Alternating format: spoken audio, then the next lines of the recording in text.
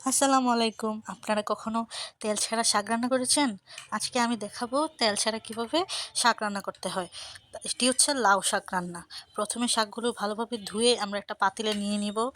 তারপর এতে শাক যা দিয়ে রান্না করা হবে সিম, আলু এগুলোই দিব। তারপর হচ্ছে লবণ দিয়ে দিব স্বাদ মতো। এরপর ভালো করে একটু নেড়ে নিব।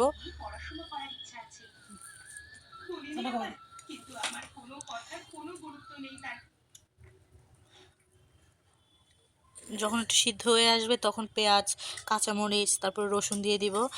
বেশি করে দিতে হবে কারণ এগুলোই হচ্ছে মেইন উপকরণ এই তরকারিটার। যে ভালো করে নেড়ে চেড়ে তারপর এই যে কিছুক্ষণ পর ধনেপাতা দিয়ে আমরা নামিয়ে নিব। এটা হচ্ছে আজকে রান্না। এই শীতকালের রান্নাটা যদি গরম গরম ভাত দিয়ে মাখিয়ে খাওয়া যায় তাহলে অসম্ভব মজা লাগে। সবাই ট্রাই করে দেখবেন এটা কেমন লাগে। আমার তো অনেক ভালো লাগে।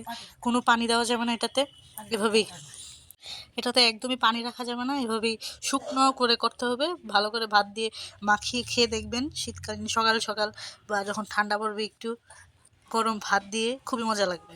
ধন্যবাদ। আমার ভিডিওটি যদি ভালো লাগে শেয়ার করে দিবেন।